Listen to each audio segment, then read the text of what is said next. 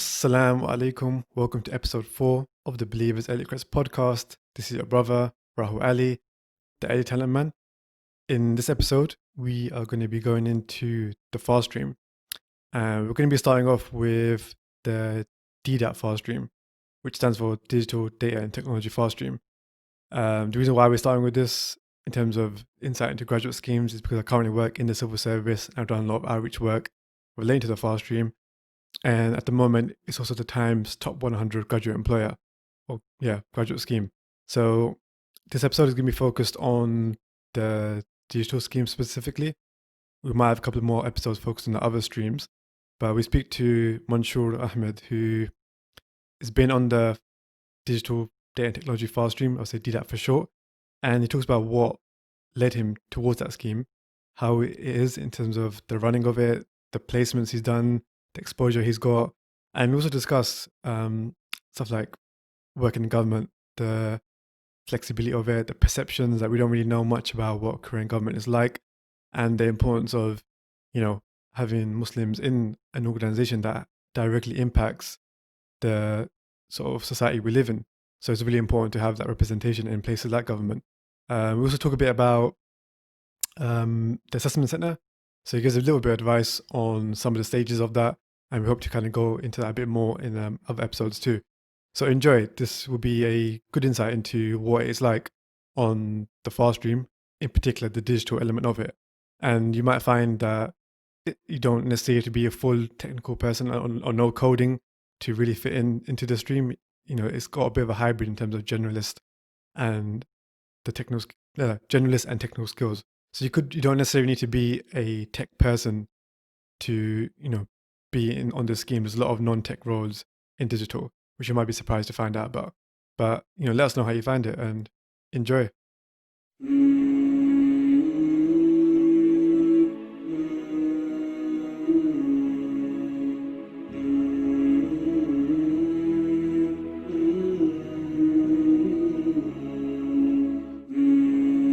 So, Monshur, welcome to the podcast. Thank you. Believers Early Careers podcast. I'm still getting used to saying that. And I remember when Ahmed actually forwarded you to me, he goes, I saw the message and it said, you've got a monotone voice. And I was like, I've got a monotone voice as well. So this episode is for the monotone people, I guess, standing in solidarity to those that haven't been blessed with the kind of the variation in the voices. I'm trying to work on mine, but my voice broke in year 7, bro, and it's not come back since then. So I think the saying is some people have a face for radio. I have nor the face or the voice for either. So we'll make do what we have. Yeah, I mean, I'm trying to define it. I don't think if you asked me if I would ever put my face on any kind of platform, I would have said no. So this is a new territory for me as well. But the other thing as well, I know we're going to be discussing DDaT Fast stream, which in short, for people to know, because civil servants love to talk in acronyms and love to shorten everything. So the Digital Data and Technology Fast stream. So it's the kind of digital stream of the wider fast stream graduate scheme. And so I've been in government digital service that kind of look after the DDaT fast streamers, and I rarely come across a Muslim one. So the fact that I found you here, the fact that I managed to connect to you with Ahmed has been a great kind of blessing. But out of curiosity, are there other Muslim DDaT fast streamers around that you're aware of? Honestly, so for the DDaT Fast stream, so for my cohort, which is the 2017 cohort, I believe I'm the only one. So every time I've met up, I've tried to actively look for someone, even the WhatsApp groups or Facebook groups. There's no one there.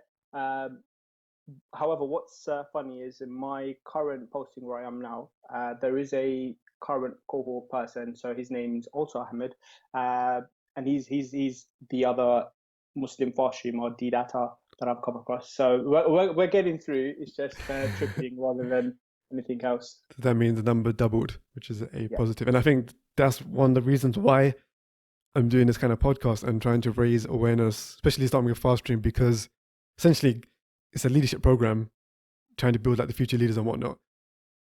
But if it's missing, I think maybe Muslims in general are missing a trick where they're not really considering government as a career. I think there's so much there in terms of like what government does, the wide impact on our communities. It makes sense for us to be considering these careers rather than the traditional just doctor, lawyer, all that kind of stuff. There's like a Yeah. massive mistrick in government. I mean, yeah, dentists as well. A massive mistrick in government, especially digital. Digital is growing massively now. Really want to kind of make people aware of what's in kind of digital and government. And I guess, that's where I think I found you, a Muslim DDaT, where we can kind of talk about this and we're going to really kind of get into it. But one thing I always want to start off with is, a good old kind of career story. So how did, start from maybe, this is like college, so I'm guessing most of the Yeah. listeners will be around college, university age. How did it start from there to where you are now? Let's hear it. So I think firstly, as you can probably tell, I'm not fresh out of college or uni. I think I graduated just under 10 years ago. So it's been a while. But college for me, let's see. So I went to Alhamdulillah College. What did I study? Sociology, psychology, and government and politics. Oh, you're Now, made for this. well, this is the thing, right? Even though I studied government and politics, and something that you mentioned, we don't, certainly for myself, I still didn't see politics and government as a thing I should be doing. It was something that's done by, being very blunt, white middle class people in Westminster. You see Parliament, very well spoken. And I thought that's my definition of government. And that's, even when I was studying it, that was still my definition, because we were focusing on Parliament, MPs, government, the executive, what they do. So even then, I wasn't thinking about politics or against going into the civil service. But being Asian, being only boy in my family, after I finished my college, there was an expectation for me to go to university. And funnily enough, I didn't actually want to go to university. I think I was very much in the world of I wanted to study, learn, and do something. But I felt the university and having tests and exams was not the way for me. But my mum, being my mum, and the old school thinking that if you get a degree, you're set for life. So we made a sort of an agreement that if I go university, I get my degree, I'll be left alone. I can do what I want. So I then followed pursuit in the classic thing that you do, which is I studied law. So I went to City University 3 years. So I've got a degree within law, and I enjoyed it. So even though I said I didn't want to go to university, I did enjoy law. But by second and third year, I think this is when the sort of second wave of recession hit. And it was a case of, right, what do I do now? I'll just finish this. I didn't see myself going into a career within law. I really enjoyed the case law and understanding the history of it, but I didn't see myself as someone that was head down reading books and, kind of an office 9 to 5 and kind of the monotone legal sector world. But at that time, I didn't know digital was the thing I wanted to do. So from there, my first job after I graduated was, funnily enough, a paralegal role for a small insurance company, because that's the job I could get very easily. And it was an interesting time. It was, as I mentioned, a very small company, well, medium company, but they grew quite quickly. So they started off with in someone's garage for 4 people, and they transformed into 200-300 people within a year. And that's when I joined, when they got into 200-300 people, and they got bought up by a bigger company. This is important to know because the amount of growth that they experienced. One thing that meant for me was I was very much in that company being left to my own device, and I need to do things, and it was very time pressured, but there wasn't much support. So I was just being told I need to do stuff, especially around project management and working into how the business kind of dealt with claims, flows, the IT systems.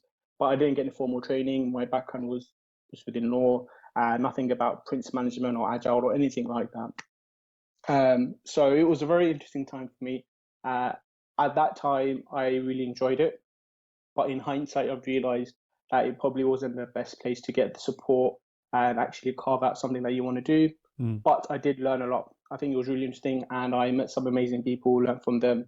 But private sector for me right now is not the place I want to go into. And I think I won't go into the full career details because from that point to now, we've got like 8-year gap.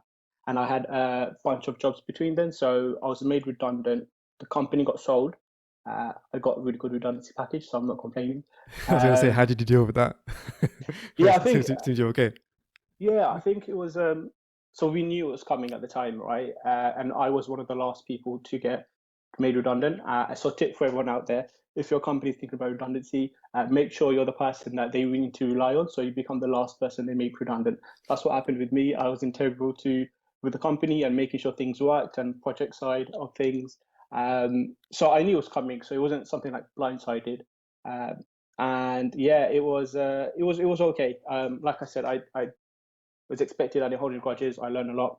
But from that point onwards, I think I'm grateful that I was made redundant, because then I could go into other things that I didn't expect. So from there, I went into project management within charity sectors. I've also worked for a bespoke suite company doing project management for them, putting in CRM applications. And then from that to joining into civil service. And again, not within the digital space, funnily enough, it was as a social justice lead for a job centre in Southeast London.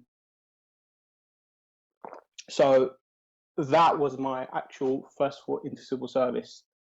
Working in a job centre, working with vulnerable people, people who've left prison, mental health, domestic violence, disabilities, working with them to see what I can do to support them. And it was a really one of the most amazing jobs I've had.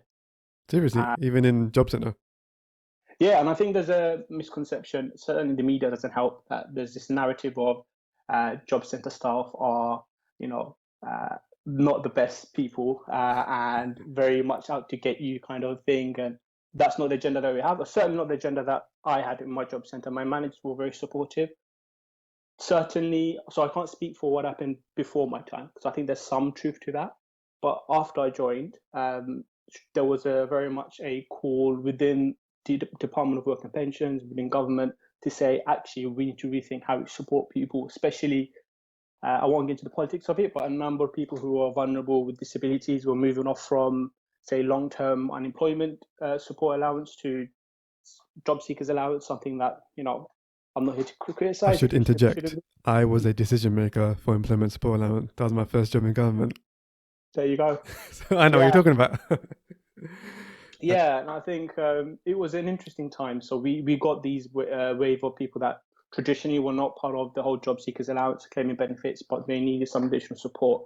I loved doing it because I was speaking with people, and every day was different. So every day I would speak to 10, 15, 20 people, maybe more.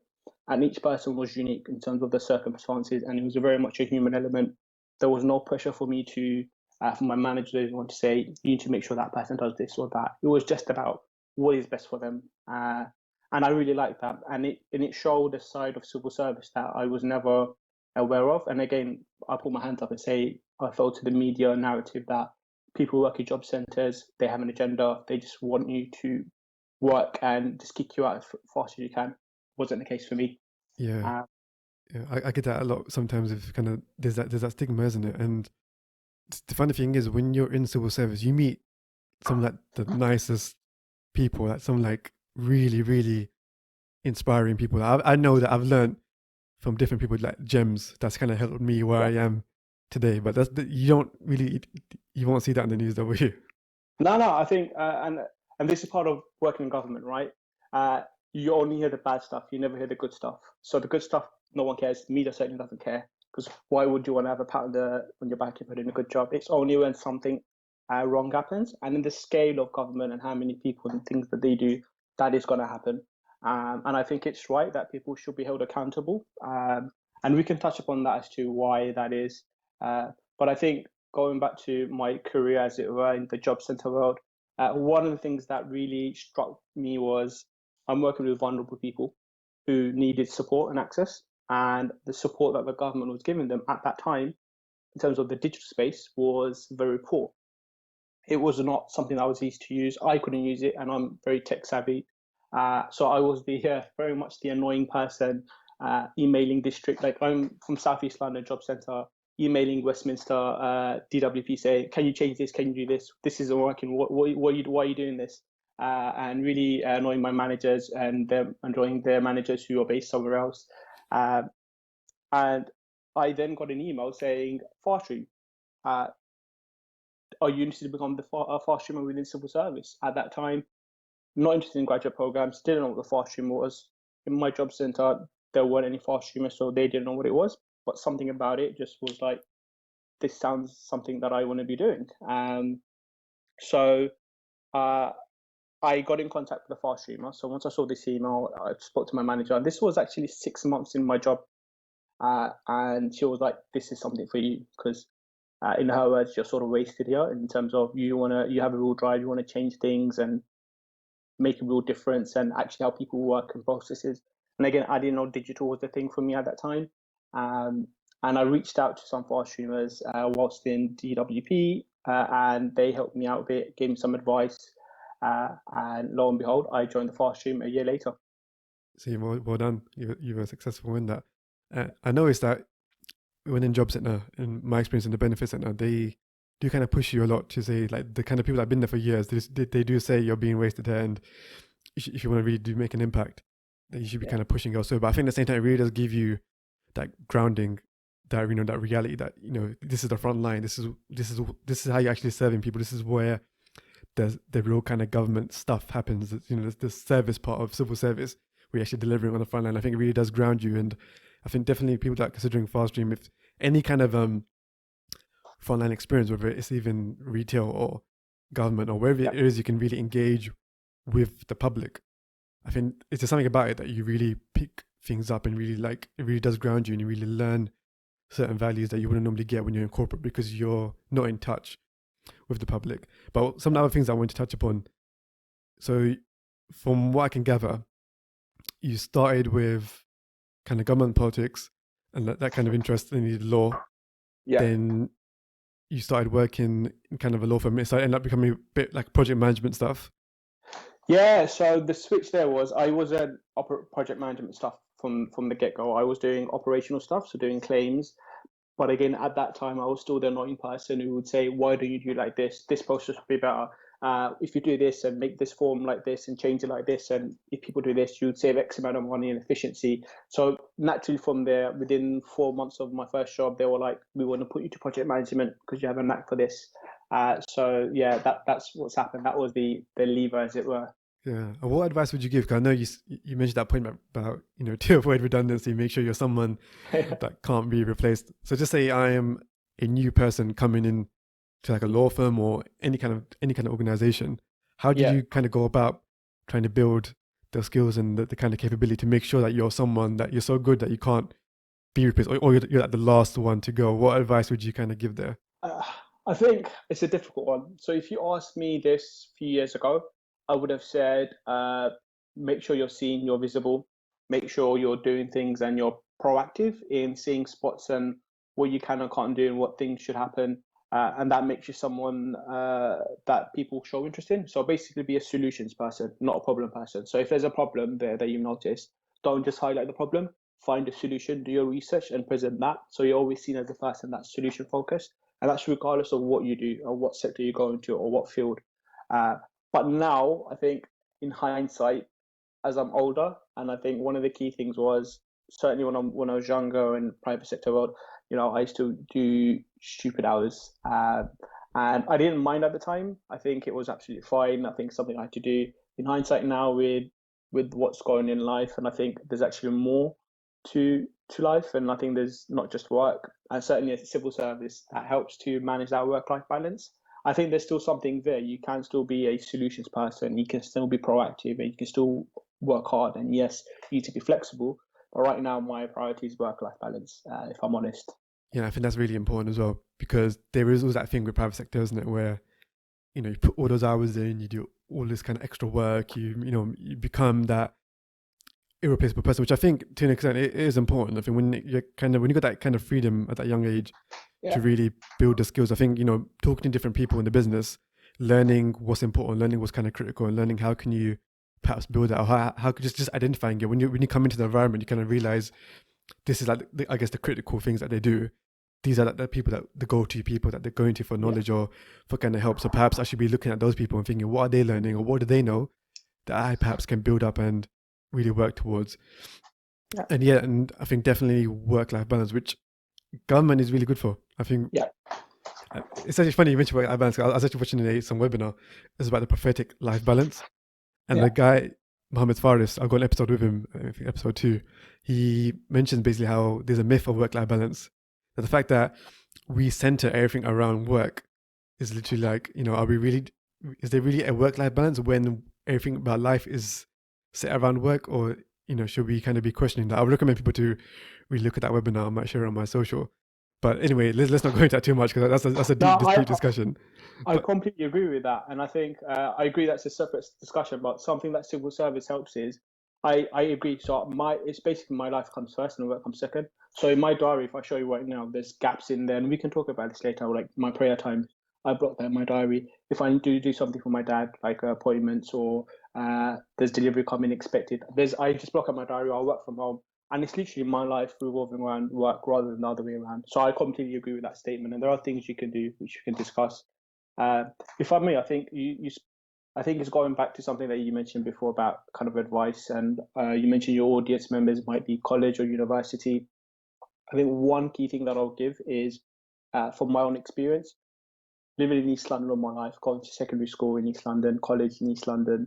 I think one thing that was clear to me is especially when I went to university, is the cultural experiences and sort of what I didn't see, what I don't know, and one of those is what government is. So my one bit of advice for those in college and university: uh, don't expect to know what you should be doing for the rest of your life or for the next foreseeable future straight after university. I think there's an expectation, and don't fall into that gap. I'm living proof. I've graduated, like I said, 8-9 years ago, and I'm only now sort of finding my niche. And my advice is don't jump in. If you need to do volunteer work in something, do it. You can take a gap year, as long as that gap is productive. So you're working, you're doing volunteering, you're doing some shadowing scheme or summer schemes in some sector to see if you're interested, do it. Because I can assure you, missing out 1 year is nothing if it means you know what you want to do. And like I said, I took 5-6 years to find out what it is that I want. So take your time. It's absolutely fine. yeah, and it takes time as well. There isn't a race to do it, but just, if you can do things right, and like you mentioned, take your time doing it, then why not like doing things like volunteering, finding out, I guess, who you are and those kind of little values and those things you enjoy, those things you don't like. And you only get that when you come out of education and get into that kind of employment stuff, even if it's volunteering, charity, wherever it is. Yeah. I think you pick up on a lot of those things. And I think one thing I really like about the point you mentioned about how you kind of cater work around life. And you mentioned stuff like booking in Salah times in your calendar so it's blocked out, and also kind of helping out your parents. It kind of, have you come across this point about Baraka culture? No, I haven't. No. I should share that with you. It's a very powerful concept, and essentially it talks about changing the way we view work. So rather than it being the hustle culture where, 9 to 5 or maybe 9 to 8, 9 to 9 in some cases, and just, working really hard for the money, for this, for that, it kind of really emphasizes more of what is our responsibilities in life, who has rights upon us, like our parents, like our, our Rabb Allah, our Salah, stuff like that. And putting that first and really embedding the spirituality in what we kind of do and everything. And even in work, when we're looking at work, are we only doing it just to earn X amount of salary, which I guess is partly it, but is there a bigger thing that we can think, okay, how can I make it work in ibadah? Maybe how can I really get as much barakah as I can and please Allah first when I'm doing my career? Because I think if we fundamentally build in that spirituality element, then I think success will follow, if we do our necessary actions after. But if it starts literally with that element that, why are you doing it? What is the main reason? And literally, if we really deep in barakah culture, which is one of the pillars I want to get in, I think, like that element will really take us far. And I think you might agree, spirituality in the workplace is dead, man. What does it say? Work. I mean, religion is the last taboo in the workplace. Why is it that, and there's another article talks about workism, like the work is becoming a religion because we're basing everything around it, and we're really making work the most important thing, and, making it the priority. Whereas again, I think as Muslims, if you can really bring in that barakah culture and really yield that and try to renew the intention first, thinking, well, why am I doing this? How can I make sure that my work doesn't compromise my deen or my values? And if I can put that first, surely Allah will provide for me. And I think for many people that do that, that contentment and the success that comes definitely follows. And I'm trying like a few routines, like waking up early in the morning after Fajr and staying awake. And I find when I leave my phone off, when I just reflect and do a bit of ibadah, whatever it is, reading a bit of Quran, whatever it is, it could be whatever people feel is right for them, whatever level they're at. It starts my day off on another level rather than me checking my phone, responding back to an email, and straight away I'm on that. But yeah, I think definitely I'll probably share some links with you reading into that kind of barakah culture Please do. concept. Yeah. No, that sounds. I mean, I agree with everything you said there. I think certainly in my younger days, I was focused on work being the thing. Like, oh, I've just graduated, I need to work, and work means working 9 to 8, 9 to 9 sometimes. That's not the case. I think different people want different things in life, which is fair enough. For me personally, I've accepted where I am now that I actually work-life balance, and you're absolutely right. It's life comes first, and whatever that means for you, do that, and you can make work revolve around that. It's doable. Definitely. All right. I think we've spoken a lot about the background now. Let's get into the fast stream. So it's what Juicy everyone wants to stuff. hear about. Yeah. Okay. The moment that everyone's been waiting for. Still the goss. Yes. So I guess we kind of mentioned what led you to it, but what's the actual scheme like? So how does it actually work? Yeah. So my personal experience and reflections is based on me joining this 3 years ago, and I applied for it 4, maybe even 5 years ago. So I'm sure things have changed, but effectively the DDaT Fast Stream, so the Digital Data and Technology Fast Stream, works as a 4-year course. And the first 2 years, you are doing 4 6-month rotations. So every 6 months, you will be doing a particular job for a particular team, for a particular department, and it could be anywhere in the country. And then after that, another 6 months, you're doing that completely random somewhere else. You have some say on what you want to do, but the first 2 years is really building your knowledge of what roles are out there within the DDaT space within government, and working with kind of really amazing people, really prolific stuff. And then the latter 2 years, so year 3 and year 4, you have 1 year posting. So that's developing a role that you've had before, potentially into something a bit more depth, so you can build your skill set. And then after the 4th year, you're effectively sort of guaranteed a grade 7 equivalent job. I think what tends to happen, because I left the stream early, so I left within my 3rd year. But they encourage you when you're 3rd and 4th year to start applying for the grade 7 jobs, what's out there. So yeah. Yeah, in grade 7, in case anyone's wondering, is that the 50K job? I'll just say that. That's what it is, and it's kind of like a mid kind of / senior kind of management area. I'll say more senior at the start of senior management. I would say that's where grade 7 is, just so in case anyone was kind of wondering. And I guess, what placements did you have? Because I was going to ask, what does a typical day or week look like? But I think we should start off with what placements or what different roles were you doing? Because the unique thing about FastStream is you weren't just doing one role, you were doing a number of different roles which people can get insight to. So what was your first role? So my first role was Ministry of Justice as a delivery manager. So Scrum Master, so effectively supporting a team of 15 developers do what they need to do. So I was what's known as the I'm not sure if I can. No, I won't swear. This is a podcast. No but swearing, it was bro. Shielding people from the nonsense that exists in the department, make sure they can do what they can do. And it was my first taste in the agile world. So agile is just kind of project management language in the world of digital. I won't go into that. So that was my first role.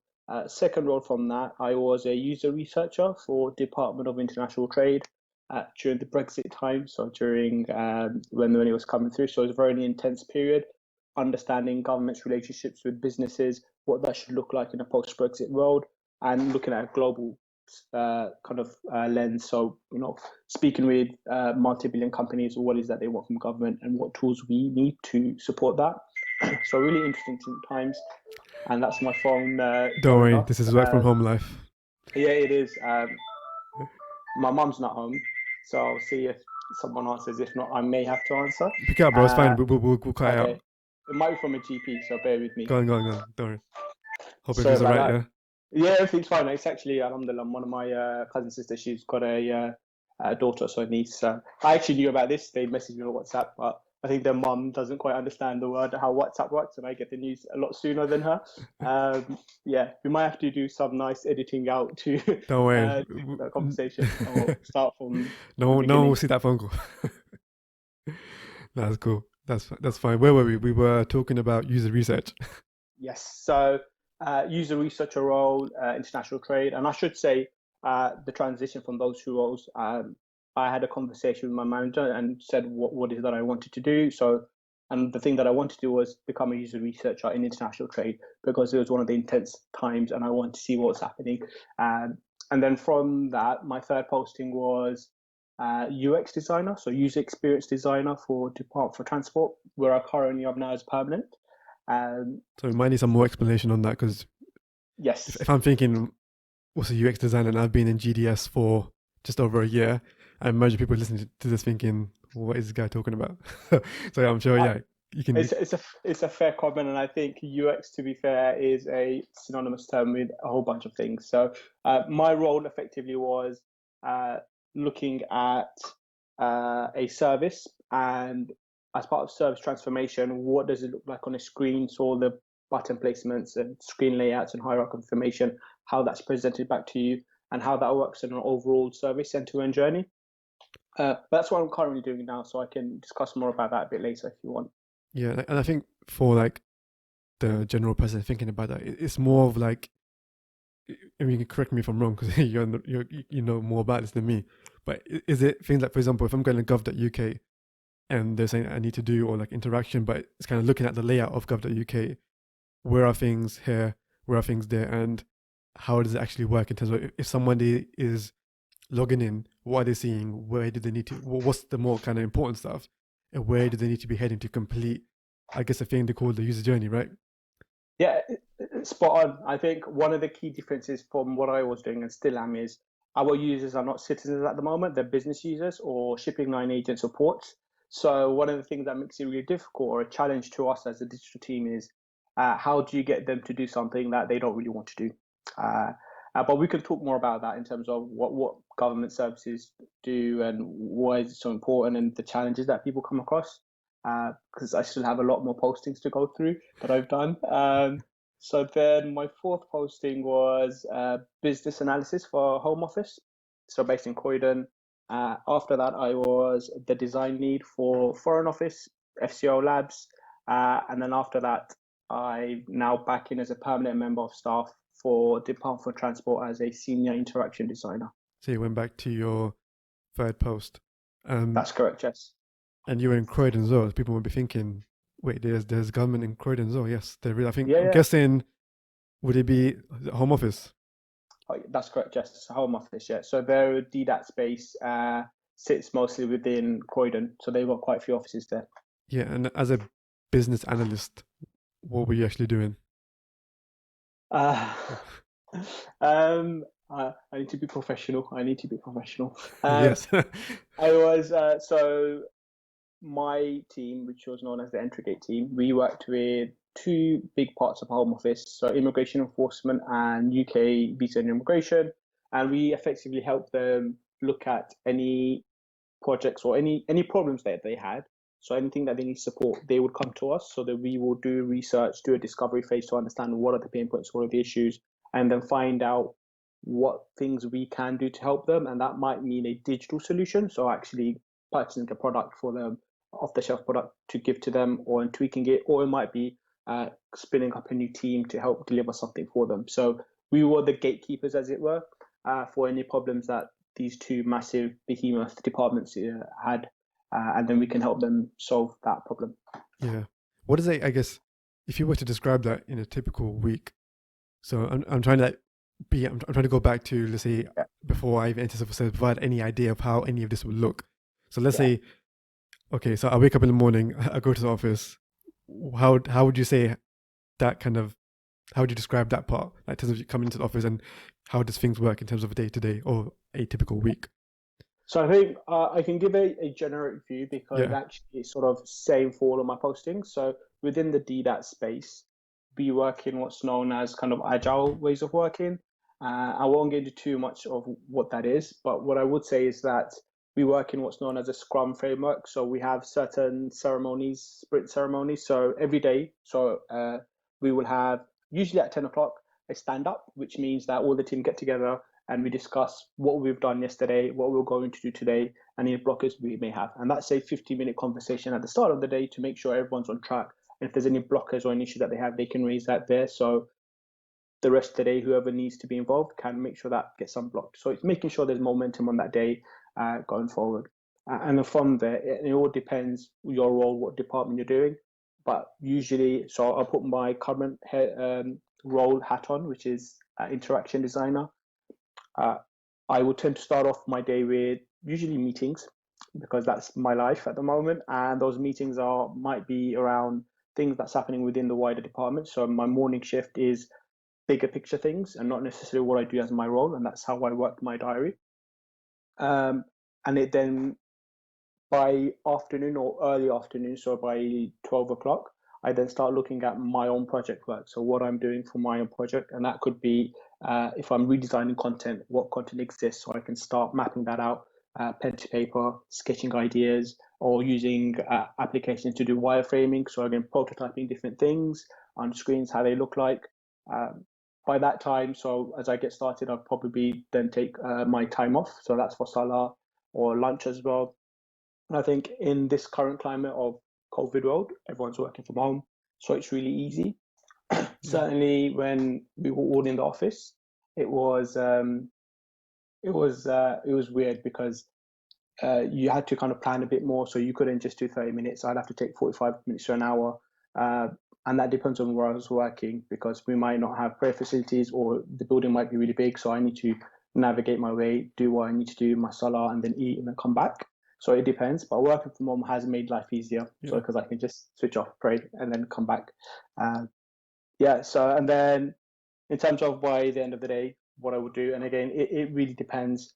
There's a lot of collaboration in the work that I do. So the one unique thing, or say unique, one thing that I really like within the DDaT space and the roles and the projects that we do is very much a team thing, a collaboration thing. So regardless of what role you're doing, you need input from other people. Certainly as a designer, I don't have a monopoly on design. I need to see what other people think, what it is that if there's anything I've missed, any input that they have.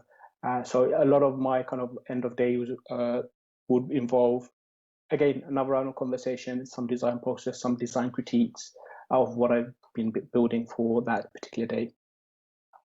Yeah, there's two things there that I want to quickly get into. And I think in terms of generally in civil service, when praying and taking those prayer breaks and it being kind of inclusive for Muslims, I've personally not really had any issues. Then I think civil service is quite a really good place to work in regards to, like, I know a lot of people generally sometimes might think, can I work in a workplace that allows me to be a Muslim, allows me to pray, and all that kind of stuff. And I think from the departments I've been in the government, I've never had that issue. There might be some buildings that don't have prayer rooms, but generally speaking, they've been accommodating. So sometimes I may have prayed in like just a quiet, empty room, or maybe in one case I had to book some rooms and try to pray there. But that was as an exceptional circumstance. But generally speaking, I think being, I guess, Muslim and doing your salah and that, you don't really have many issues. And I guess would you say that's the same for you as well?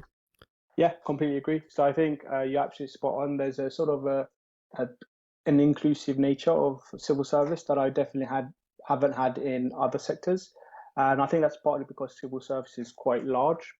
So they understand that they will have Muslim employees or other faiths. So there needs to be some understanding. I think what's really important is even if you're not in what's known as the kind of the towers of Westminster, even if you're in some other parts of government in other locations, not in London, because you have this wider view. So there's still the internet where, for example, they will lay out messages on Ramadan. What does that mean? And again, every time I've been in civil service department during Ramadan, none of my managers knew what Ramadan was, and they never really had to care because they never had anyone Muslim in the team to actually think, what does this mean? But what kind of took me aback was when they would get that message on their local internet, say Ramadan's coming, here's a guide of what managers or people need to think about. They were very keen to have that conversation with me. Say, like, Monshur, you're Muslim. What do I need to do? He says I can't eat food around you. I'm gonna make sure no one eats food around you. I'm like, no, that's not what you need to do. It's that supportive nature. Like, they'll have conversations with me, and that's what I found throughout all my postings, all my departments. I've never been in a situation where I had to compromise my faith in any way and be a civil servant. Yeah, and in regards to Ramadan, we went one step further in GDS, and I think some other government departments have been doing this as well. Have you come across the Fastathon? No, I haven't. No.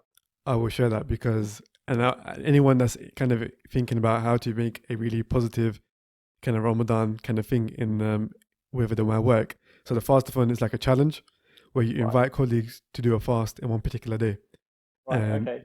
you kind of like, for example, with GDS, we had like a Slack channel for it, and we're kind of keeping in touch. And I swear, these people, they were like reflecting on another level, man. They found it so beneficial and actually tasted what it was like. And actually, really, we talk about DNI and all these initiatives, but this Yeah. actually gave people an invitation and a taste of what fasting is like. And then we also had later on, we had like a reflection session where we spoke about it, and it went deep, man. That they really thought about their values, the blessings they have, the things that the things they care about, which is what Ramadan is about. And I think really, Yeah. if you want to embed in the spirit of Ramadan rather than have that awkward conversation about, oh wait, can you not even drink water? That's what they Yeah. always say, isn't it? This is like another level where they can do different levels of the fast, depending on what you set, but they really reflect deeply and have a much deeper appreciation. So, I would say check out this hashtag thing on social media, Fastathon. You can probably find out more information about it. But I wrote a reflection on LinkedIn as well if anyone wants to see that. But it was really intriguing in terms of the impact it had, and really talking about DNI and inclusivity. That was a really good initiative. The other thing I wanted to mention was, so talking about interaction design, I'm Mhm. assuming when you're designing services, these are things that, I know you mentioned business, but there's also stuff like for the public as well, isn't there? Yeah. That's correct. And I think one of the unique challenges that government has, which private sector do not have, is that we have a monopoly on services. So if you need something, you can only come to us, and you can't. We don't have any competition. So, for example, if you want to claim a benefit, or if you want to visit someone in prison, or if you want to submit your taxes, sort of thing, directly to us, you can only really come to us. There may be some intermediaries, but certainly the thing that you need and the end goal that you need will probably be us.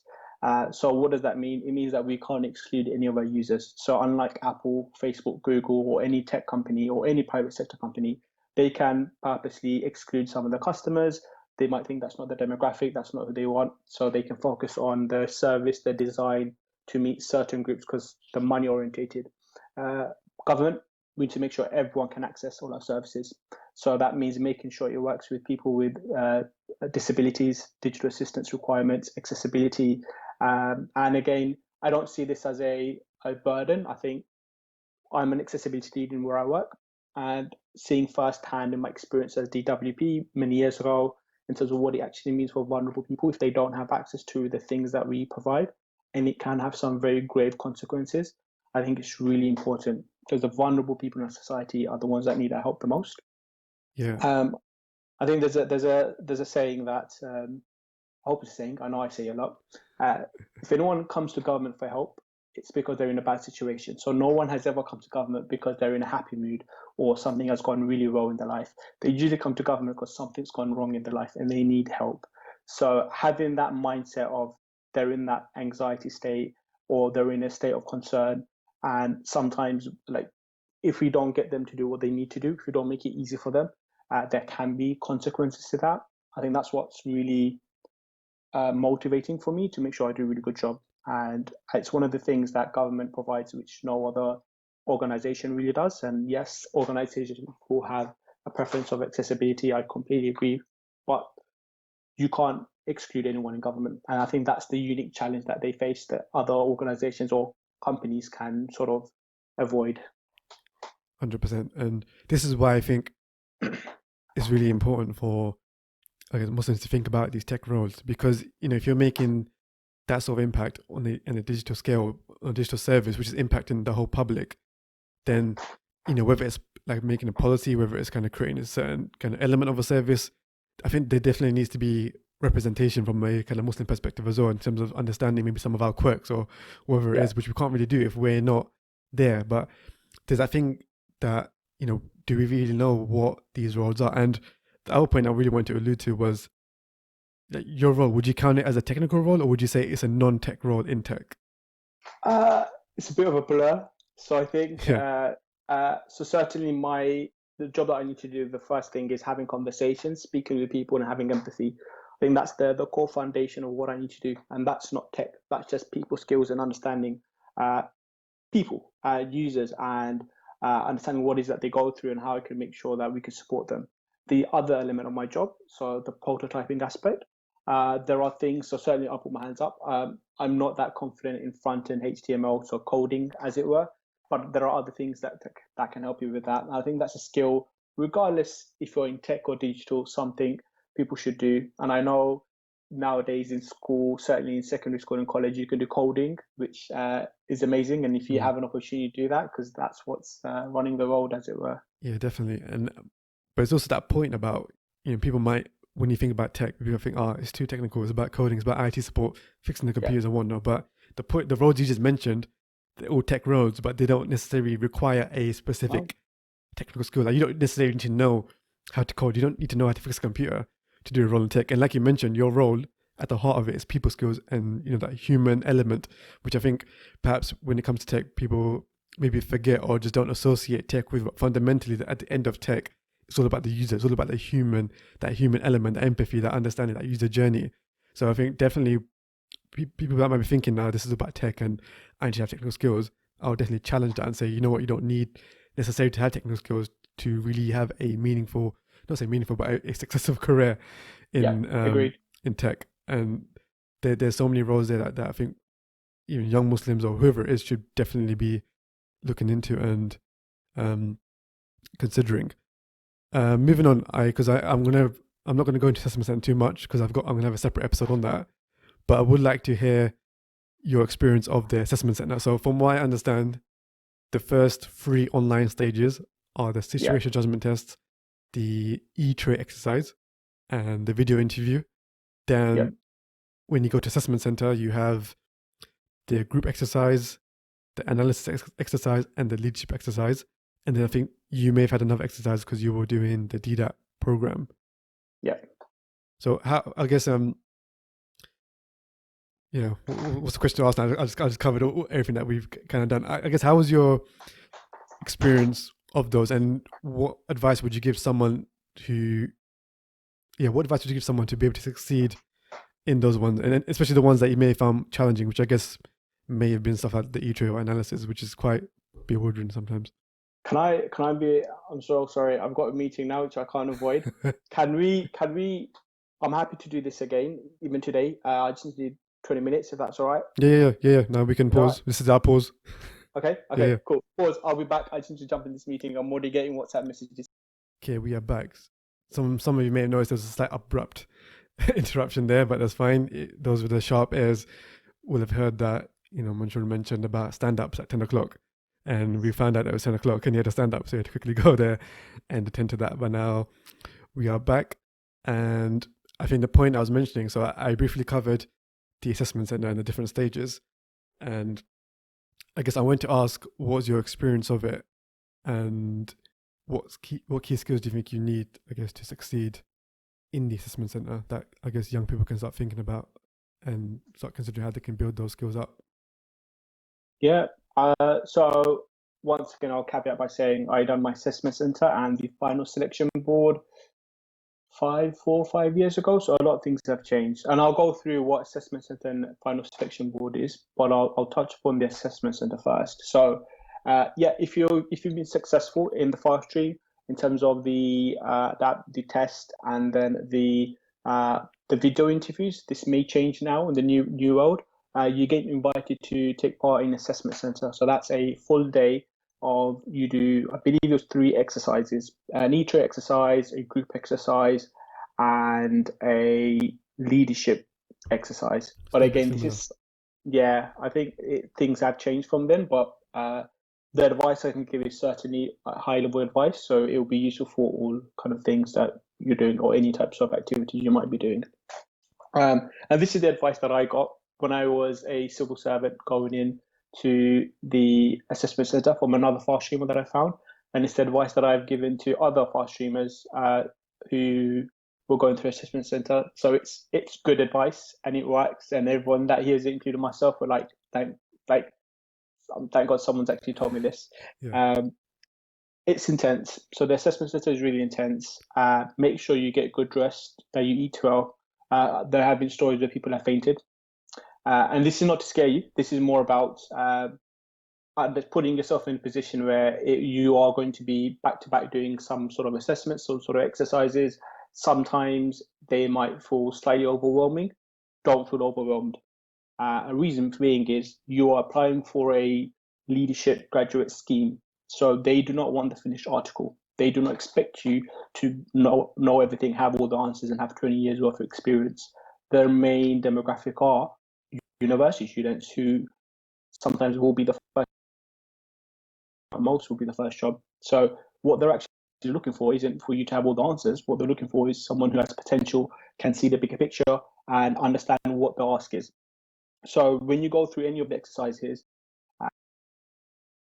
some of the exercises, such as the E-tray one, which is probably my most hated one that I've had to do, where you're presented with a whole bunch of evidence, so emails, news, policy, legislation, probably 30, 40 things to overwhelm you, and you've got a decision to make, and you have to provide a statement and evidence to why you're taking that standing, as it were. And all the evidence is contradictory. So effectively, there is no right or wrong answer. And if you're trying to find the right answer, you're going to go around in circles. It's pick a stance that you're comfortable with, that you can back, and also be conscious that when you are asked questions about the other side, you need to be wary of that and just say what's your gut instinct is, and say, actually, I don't think this is relevant because of X, Y, Z reasons, or I appreciate this other view. However, I strongly feel this view is better because of X, Y, Z. And that's where you get caught out if you sort of avoid those kind of things or you don't acknowledge them, because it shows to them that you haven't looked at the bigger picture and why other things you need to take into account. And again, there is no right or wrong answer. So do not go around in circles. Pick a standing, whatever exercise you do, and go with it. Cool. No, that's definitely the analysis one, I think, which is quite a tricky one. And I think, yeah, what you said is quite spot on. 'Cause I remember working with Phil Wilson, who's the head of assessments for FastStream, and he mentioned those points quite a lot. How did you find the online stages, the situation judgment and the video interview part? Yeah, I think they've changed it. I think the situation judgment, video interview, there was something else. I think so when I done it, I think there was another one. I might be wrong. This is testing my memory for 4 or 5 years ago now. I personally found it really like something that I could do quite comfortably, and that's because I was quite comfortable with situational judgment. That was my strength.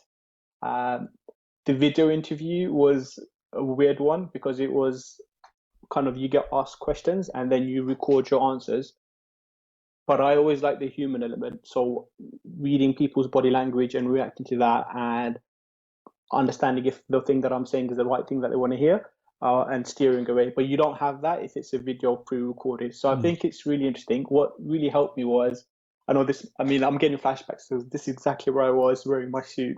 And I would just do recordings to get comfortable with how I would present myself, replay that back, see if everything looks right. Is my speech very clear? Is there enough lighting? Is my mic working? So those things are really essential. Do not underestimate them. Practice makes perfect. And because this is a pre-recorded interview, you have enough time to practice. So please do practice for the video stage. Yeah, no, that's cool. And I think, yeah, you're right. Maybe things have slightly changed. I think it largely is similar, but I will have an episode with someone that's recently done the FSAC last year. And I think she'll be able to provide like quite a lot more up-to-date detail, and we'll probably break it down in more detail so people can really take in the advice and how to succeed. And I know I'm going to cover some pieces on the group exercise as well, because I've given a lot of advice on that through various outreach events, and there's definitely some common practices people can do.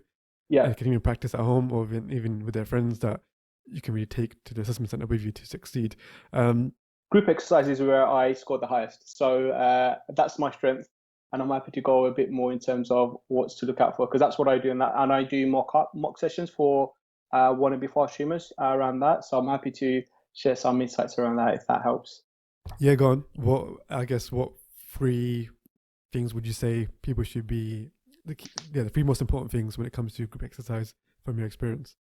So if we're talking about assessment or even final selection board, when you go into the room, what you'll find is usually a board with a bunch of papers with people's names on it and different groups. So my advice is find that board when you go into the assessment center, look at who are the other people on that group and speak to them.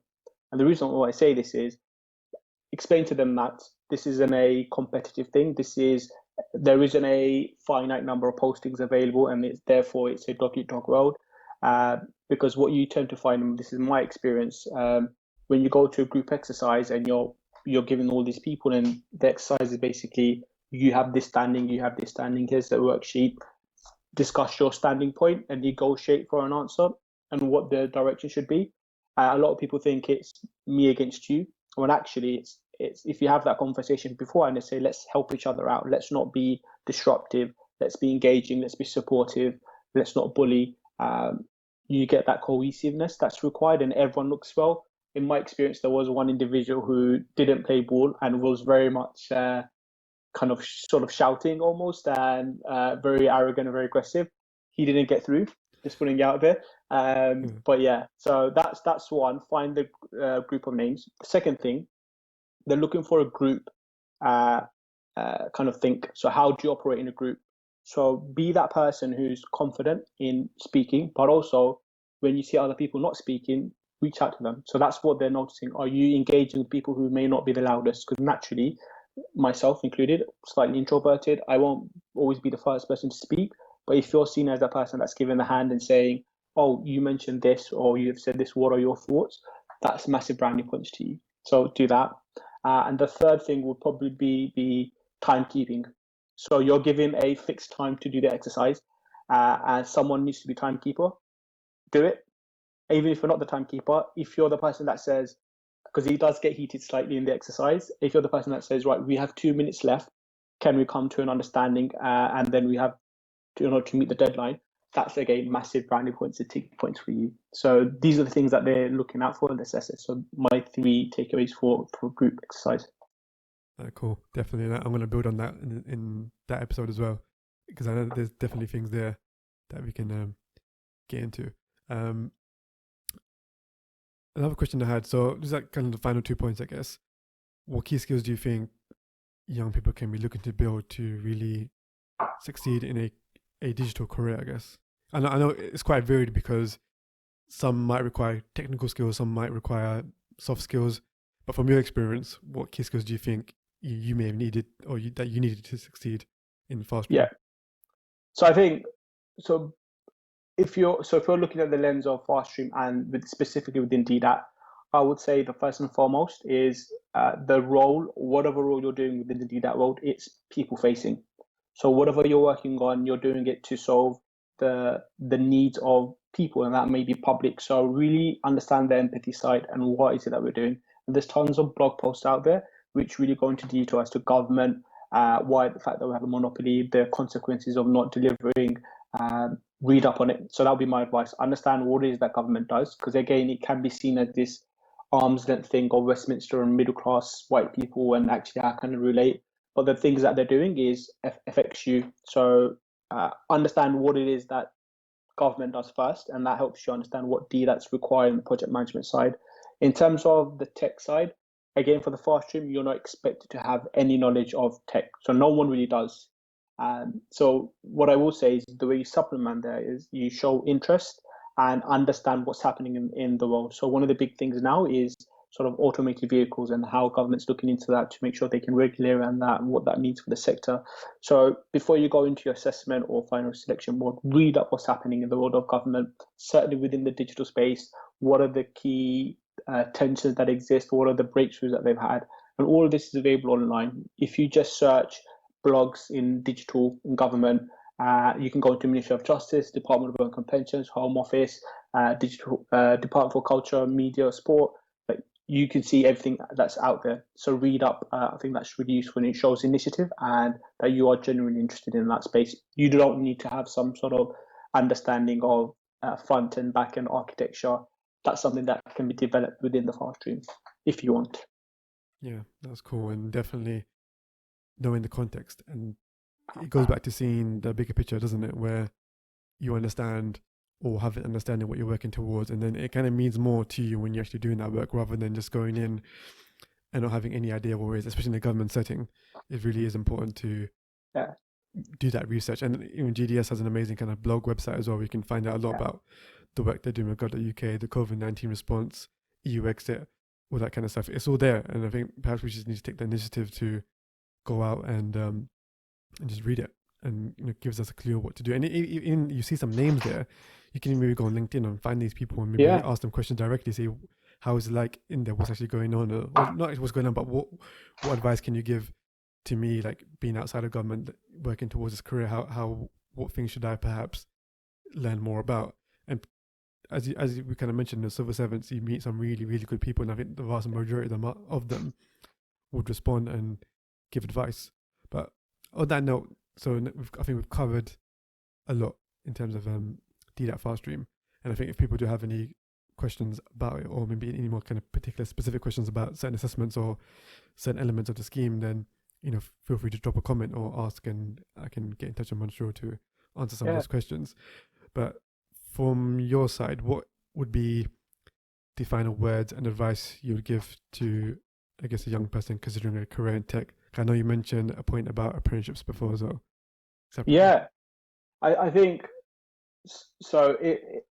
So again, from my personal experience, it's not just tech world, but certainly within the category of BAME and East London, it's only clear to me that I didn't see what's out there until I started pushing myself and started engaging with other people in government, what government means. So my advice to people, especially in college and university, do what you need to do to understand what's out there. So within the tech space, reach out to people on Twitter. Twitter is a really good space. I have people tweeting me about help and stuff, especially when they find out I was on the fast stream doing mock assessments. So that's a really good space to connect with people, as well as LinkedIn. And also just finding out what people are working on and opportunities that exist. So people will tweet about stuff like summer schemes, voluntary, or kind of shadowing opportunities. There's a big drive around that. So definitely see what's out there on Twitter, and do not hesitate to email someone or tweet someone. You'll be surprised how engaged we are, and especially if someone shows interest. So speak to people, understand what you can do to bridge that gap of what is the thing that you should be doing within the tech space. What's your other thing? No, sorry. I was saying, what's your at? But you can answer that after. Yeah. I'll leave the social at the end, or Twitter only. I'm only on Twitter. The other thing is, I suppose, is apply. So if you're not sure, or if you think it's not for you, apply. The reason why I say that is, by the time you apply and the time you start, there's 6, 7, 8 months or so sometimes less, sometimes more. I think the intake is usually September, October, November time for a September start, right? So that's just under a year. So even if you apply for it and you're still not sure, you think, actually, I might do something else, that's fine. You still have that window to look at other things. That's not a problem. But from my experience and what it offers, which is really fast-paced nature of doing things in different roles, I'm someone with a very short attention span. So fashion was amazing for me. I really loved it. I would highly recommend it. Even if you're not sure what tech is or what digital is, do it. It's not that daunting. I don't have any tech skills necessarily. I'm doing it, and I'm a senior interaction designer, so I must be doing something right. No, cool. That is definitely useful. And I think, what is your Twitter? And another thing I was going to mention was, people are interested. There is like a community of Muslims called Muslimic Makers, and I know they do a lot in the space. They have a Slack channel where you can kind of just go onto and find out different people in the community and what they do. They even have like a mentoring thing where you can sign up and I think book some time. It's not necessarily structured, but you can find someone and just ask them a question. And they are also doing some other programs that they're working on, which I think at the time of this release it might be ongoing. So it might be worth checking them on socials. But what is your Twitter handle so we can find you? It's you might have to write it down, but I think it's at it's pronounced Mo. So it's pronounced Mo, and I think there's a story behind that, which that might be for a different day. But that's my Twitter handle. I'll put like a handle thing on the screen so people can see what that is. Cool. Great. Well, cool, but that I think has been definitely a useful episode there, and it has given a real insight into what DDaT Fast Stream is, which I think many of our people don't know much about. So I hope they really benefit and get a lot from that. And again, this is just kind of kicking off the discussion. So if there's more questions about it, if there's genuine kind of interest to know more, then feel free to drop a comment, feel free to drop some questions, and we'll get back to answer when we can. And it's not a case of us just ignoring it, but I think Muslims generally, professionals, really want to help young Muslims, and I think there's not really been anything to kind of facilitate that kind of discussion or that connection. So I'm hoping this podcast will kind of be a start of that, as well as many other things. It's got a lot of potential to be more than just a podcast, which is what I'm hoping to get more towards as we go through the journey and progress further. But with that, I just want to say Jazakallah khair for joining. And any final words? No, I think I'm a huge supporter of what you're doing, and I think you're spot on. I think what we need is a platform so that there is a dialogue, so it's not one way. So you're not just seeing a podcast of someone that's sharing their experiences, because ultimately you have questions, you have your own things. And I think do reach out, be proactive, whether it's to myself or other people or Twitter or whoever it may be proactive, because you're not going to get the answers unless you ask. And I think that's certainly from my takeaway when I was younger. I never used to be proactive. I used to be like quite shy, introverted, still am, but I thought, why would I want to bother this person? Do it. And that's the main takeaway from, I suppose, other people who may not be within the BAME or socioeconomic or Tower Hamlets, who may have opportunities of going to private school. They're very proactive and it shows. So you should also do the same thing, because you never know what that may lead to. Exactly. And the risk of inaction, I think, is greater than the risk of action. There's no harm in reaching out and maybe being ignored. Whereas if you never ask the question in the first place, a door that you may have opened will never open for you. But exactly. Yeah, with that deep reflection in mind, I will end it here. But then Jazakallah khair for joining the podcast. And with that, Assalamu alaikum. Alaikum salam. Thank you for having me. No.